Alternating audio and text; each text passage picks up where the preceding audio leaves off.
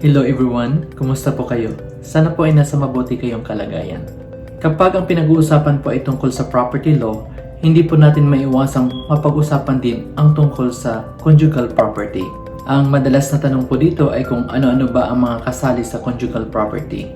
Ngunit lingid sa kaalaman ng marami, ang salitang conjugal po ay may specific o particular na meaning sa ilalim ng batas. Ang conjugal partnership of gains po kasi ay isa po lamang sa mga regimes of property relations na maaaring mag-apply sa mga mag-asawa o married couples depending on their circumstances. Ito po ang nais nating mabigyan ng linaw sa video na ito.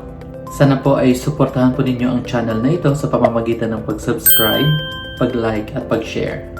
Paki-click na rin po ng notification bell icon for future updates and more videos. Sa ilalim po ng Family Code of the Philippines, may tatlong regimes of property po na maaaring mag-apply sa property relations ng mag-asawa. First is the absolute community of property, second is the conjugal partnership of gains, and third is the complete or absolute separation of property. Maaari po nating idagdag bilang pang-apat ang mixed property regime. Please note po na sa ilalim po ng Family Code, maaari pong magkasundo ang couple before their marriage regarding dun po sa kanilang magiging arrangement sa kanilang mga ari-arian. Ito po ay sa pamamagitan ng pag-execute ng marriage settlement o pre-nuptial agreement. But in the absence of the marriage settlement po, ang default po na regime of property relations po nila ay absolute community of property. Meaning, automatic po yun at the moment na sila ay ikinasal.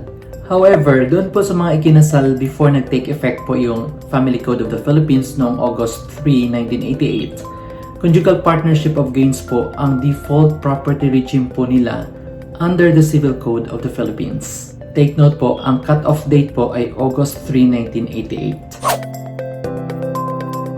Sa ilalim po ng regime of absolute community of property, ang lahat po na pagmamay-ari ng mag-asawa at the time of the celebration of the marriage at maging lahat ng ma-acquire po nila during their married life ay magiging bahagi po ng community property o common property po nila. In ordinary parlance, whatever I own, you own. Whatever you own, I own.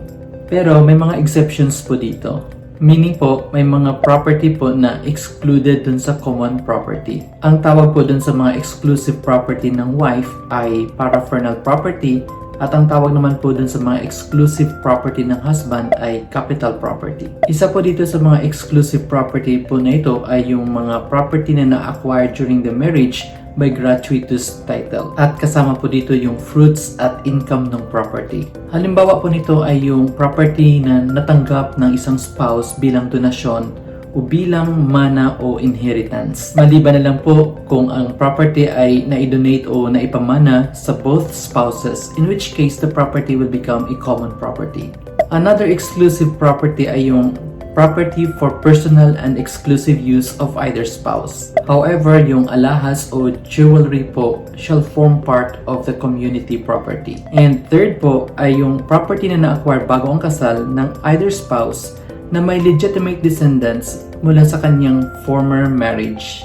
Say for example, siya po ay byudo na may mga legitimate children with his former wife na sumakabilang buhay na. Yung mga property po na na-acquire before the subsequent marriage ay excluded po dun sa community property ng subsequent marriage.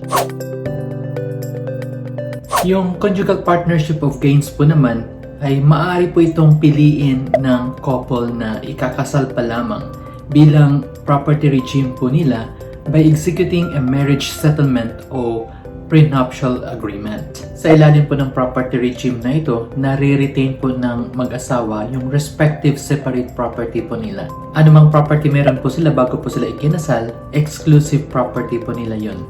Ang napupunta lang po dun sa common fund nila ay yung proceeds, products, fruits at income mula sa separate properties po nila. And also yung mga na-acquire po nila through their efforts or by chance. Tulad po ng sweldo nila mula sa pagtatrabaho, na panalunan mula sa game of chance tulad ng lotto, o di kaya mula sa discovery of a hidden treasure. Sa conjugal partnership of gains po, nananatiling exclusive property ng isang spouse ang anumang property na meron siya nung ikinasal sila, at anumang property na na-acquire niya by gratuitous title during their marriage, tulad po ng mana o inheritance at donation. At maging yung property na na-acquire kapalit ng exclusive property niya, at anumang property na nabili gamit ang kanyang exclusive fund o pera.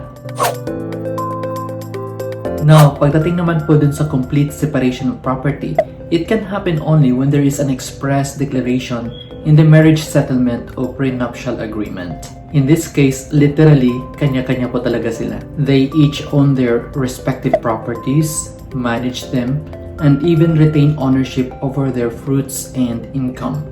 Magko-contribute po lamang sila para dun sa family expenses. Ang separation po dito ay maaaring tumutukoy lamang sa present property o sa future property o both present and future property. At maaari din po itong total o partial separation of property. Maaari din po magkaroon ng complete separation of property during the marriage if there is a judicial order for separation of property. It could be at the instance of both spouses kung sila po ay nagkasundo during their marriage na i-dissolve ang absolute community of property o conjugal partnership of gains. Or it could be also at the instance of only one of the spouses. Meaning, maaari pong mag-file ang isa sa kanila ng petition for judicial separation of property kung may ground po dito.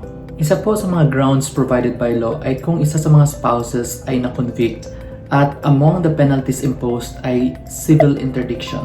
Kasi po sa penalty po na civil interdiction, tinatanggalan po ang convict ng karapatan na i-manage at i-dispose ang kanyang property. Another ground for judicial separation of property ay kung ang isang spouse ay nadeklara ng korte na absentee o di kaya natanggalan siya ng parental authority. In our next video po, tatalakayin po naman natin yung karapatan po ng mag-asawa pagdating po sa pag-dispose, pagbenta o pagsangla ng property. Kaninong decision po ba ang masusunod sa bentahan ng property? Ano ba ang panuntunan ng batas sa pangangasiwa ng mga ari-arian ng mag-asawa? Sana po ay may natutunan kayo sa video na ito. Please don't forget to subscribe to this channel, hit that notification bell, like, and share. Always remember, ignorance of the law excuses no one from compliance therewith. I will see you in my next video. Ingat po kayo.